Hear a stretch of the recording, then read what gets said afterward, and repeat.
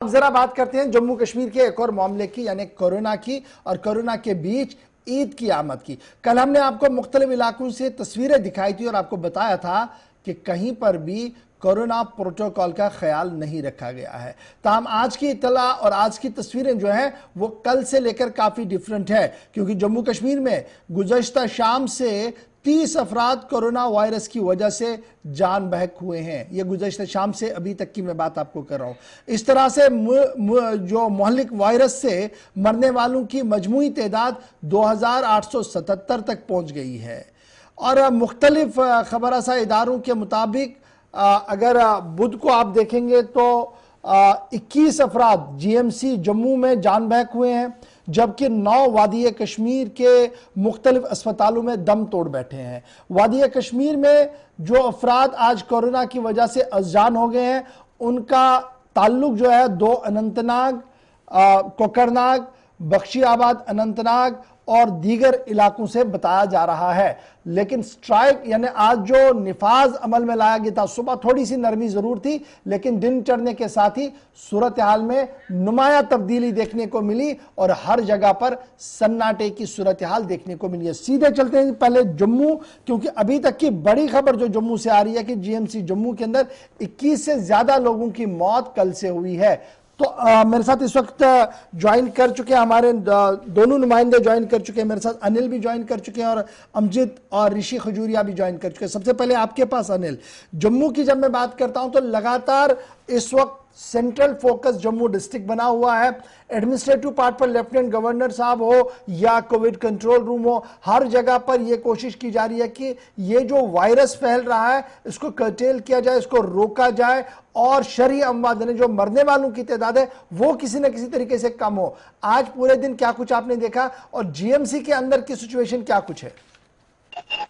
जी गौर जी, मैं साफ तौर पर बता दूं कि लगातार जो है GMC की हालत जो है दिन बर दिन बदतर होती हुई नजर आ रही है और काफी दिनों से हम ये कहते हुए नजर आ रहे हैं कि जम्मू GMC की प्रशासन की नाकामियत जो है साफ तौर पर झलकती हुई नजर आ रही है। और कहीं ना कहीं जब माननीय उपराज्यपाल जी का दोहराव होता है तो बड़े ही साफ तरीके के साथ जो है चहल पहल देखने को मिलती है। हर डॉक्टर्स वहां पर तैयार हो जाते हैं और उन्हें पहले से ही एक प्री प्लान किया जाता है कि लेफ्टिनेंट गवर्नर को इस रूम से वहां तक लिया जाएगा और जहां साफ सुथरा रखा गया होता है और वेंटिलेटर सजा दिए गए होते हैं और इस तरह की व्यवस्था उनको दिखाई जाती है। और मैं आज कड़े सवाल और कड़े शब्दों में एक निंदना करना चाहूंगा और एक कड़े सवाल भी खड़ा करना चाहूंगा यहाँ के जो एडवाइजर्स हैं और यहाँ के जो कहें कि भटनागर जी हैं, अतुल डुल्लू जी हैं, वो तो बड़ी बड़ी बातें करते हैं कि यहाँ पर जो है साफ तौर पर जो है जम्मू कश्मीर की जो स्थिति है कंट्रोल में देखने को मिल रही है। अगर आप ग्राउंड स्थिति पे देखना चाहेंगे तो मैं चाहूंगा कि एक बार वो जम्मू GMC में आए, हम मोर्चल की तरफ रुख करें कि लगातार प्रशासन की नाकामियां जो है साफ तौर पर झलकती हुई नजर आ रही है कि आज भी सोर्सेज के हवाले से अगर हम खबर करें तो 20 से ज्यादा मौतें जो है देखने को मिल रही है और कहीं ना कहीं जो है नाकामियां जो है साफ तौर पर झलकती हुई ये तो एक साइड से हुआ। दूसरी तरफ से ये बताइएगा कि अब रेस्ट्रिक्शंस एनफोर्स की गई हैं और डिप्टी कमिश्नर जितने भी जम्मू के हैं वो लगातार इस बात को कह रहे हैं कि देखिए हर एक दिन अच्छा है, लेकिन मामला ये है कि जब आप सही रहेंगे तब आप ईद भी बना पाएंगे, जब आप जिंदा रहेंगे तब आप किसी पूजा पाठ में भी जा पाएंगे। तो इसलिए फिलहाल रेस्ट्रिक्शंस को और सख्त करने की खबरें हैं। श्रीनगर तो हम देख रहे हैं कि काफी ज्यादा जब्ती है, काफी ज्यादा सख्त है और बहुत कम लोगों को अब चलने की इजाजत दी जा रही है। जम्मू की क्या कुछ सूरत हाल है? क्या जम्मू के अंदर भी अब एडमिनिस्ट्रेटिव पार्ट पर काफी सख्त फैसले लिए गए हैं? जी, एडमिनिस्ट्रेशन की तरफ से अगर हम बात करें तो बड़े ही सख्त कदम उठाए जा रहे हैं और कड़ी से कड़ी कार्रवाई भी की जा रही है और जो उल्लंघना करते हुए नजर आ रहे हैं उन पर सख्त कार्रवाई की जा रही है और वायलेशन जो है FIR दर्ज भी की जा रही है उन पर और लगातार जो लोग इसका वायलेशन करते हुए नजर आ रहे हैं उन पर कड़ी से कड़ी कार्रवाई जो है हमारी जम्मू कश्मीर पुलिस जो है जम्मू के अंदर साफ तौर पर करती हुई नजर आ रही है। और मैं एक चीज साफ तौर पर जाहिर जरूर करना चाहूंगा गौहर जी, आज जो सवालिया निशान खड़े क्यों इसलिए कर रहा था मैं, क्योंकि इसमें खास बात यह है कि वो जो सदस्य हमसे बातचीत कर रहे थे वो साफ तौर पर झलकते हुए नजर आते हैं। उनका साफ तौर पर कहना है कि जम्मू GMC में खासकर ये तो प्रशासन साफ तौर पर झलकता हुआ कहता है कि हमारे पास वेंटिलेटर है, ऑक्सीजन है और प्रशासन की तरफ दूसरी रुख करें तो आम जनता का कहना होता है कि ये यहाँ के जो प्रशासन के लोग हैं ये साफ तौर पर कहते हैं कि आप वेंटिलेटर्स बाहर से लाइए। डॉक्टर्स की तरफ से इस तरह से कहा जाता है कि जाइए आप। डॉक्टर्स का ये भी कहना होता है कि चलिए, बहुत शुक्रिया जी हमारे साथ अनिल ज्वाइन करने के लिए, जम्मू की सूरत हाल बताने के लिए। सीधे चलते हैं जी अमजद खान के पास जो श्रीनगर से इस वक्त हमारे साथ है। अमजद, बहुत शुक्रिया जी ज्वाइन करने के लिए। कल हमने बैक टू बैक मुख्तलिफ इलाकों की तस्वीरें चलाई थी और सुबह ऐसा डर लग रहा था कि शायद जो लोग बाकी डिस्ट्रिक्टों से श्रीनगर की ओर आए हैं ये क्योस और कंफ्यूजन बने। क्या कुछ सूरत हाल है? क्योंकि आज सुबह हमने देखा हैदरपुरा बाईपास का इलाका हो, काफी देर तक ट्रैफिक जैमिंग रही, लेकिन फिर दिन गुजरने के बाद थोड़े से हालात बेहतर दिखे। इस वक्त जब आप और हम बात कर रहे हैं ग्राउंड जीरो पर, क्या कुछ आप देख पा रहे हैं?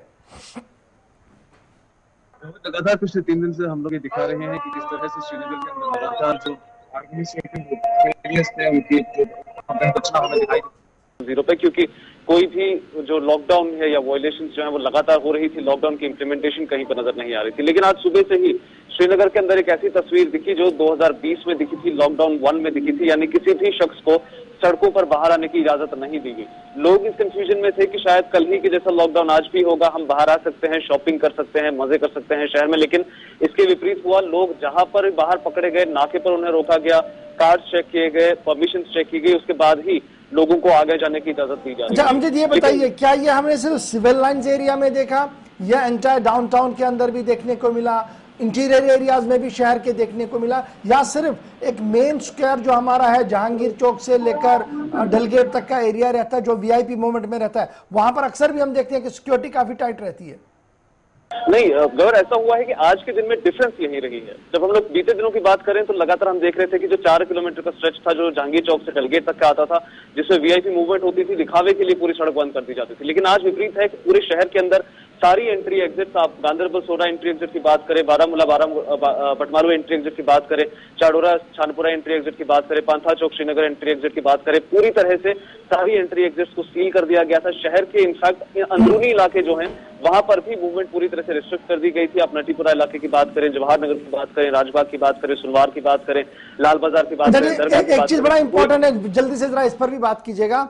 एडमिनिस्ट्रेटिव पार्ट पर जो लोग आज at the helm of affairs थे, बाहर थे, वो साथ साथ लोगों को यह भी बता रहे थे कि जनाब ईद की नमाज आप नहीं पढ़ेंगे जी, कोई बड़ा इज्तिमा नहीं होना है, अगर पढ़नी भी होगी तो सुबह सुबह आके आप पढ़िए, बाद में किसी को इजाजत नहीं होगी। एक और दूसरा, जो निजाम कल बैंकों के बाहर था, एटीएम्स के बाहर था, आज क्या कुछ सिस्टम में बेहतरी थी?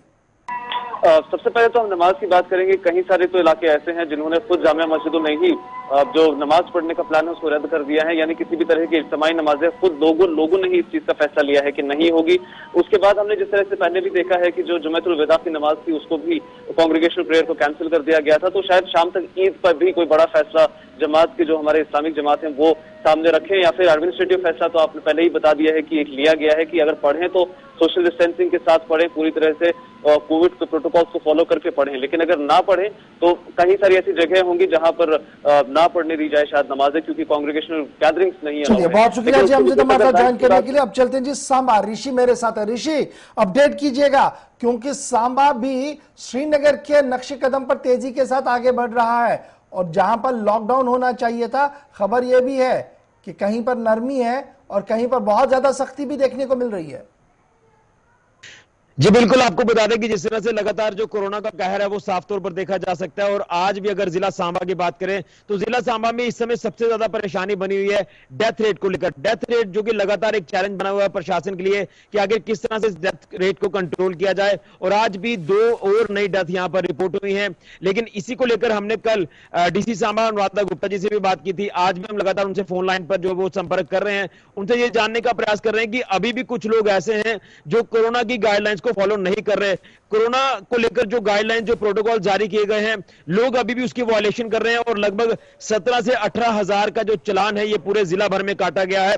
यानी वो वायलेटर्स जो कोरोना कर्फ्यू की उल्लंघना कर रहे थे, बिना मतलब घरों से बाहर निकल रहे थे, फालतू मूवमेंट कर रहे थे, और इसी को लेकर अब प्रशासन जो वो सख्ती करता हुआ नजर आ रहा है। लेकिन कहीं ना कहीं अभी आप ये कह सकते हैं कि जो हाईवे के साथ लगते दीगर इलाके हैं वहां पर आप सख्ती जो वो एक बड़े स्तर पर देख सकते हैं कि एडमिनिस्ट्रेशन यहां पर सख्ती कर रहा है। बताइएगा हाईवे की क्या कुछ सिचुएशन है? क्या इंटर स्टेट गाड़ियों को परमिट किया जा रहा है या रोक के ही देखा जा रहा है कि आना है नहीं आना है? क्या कुछ सिचुएशन है?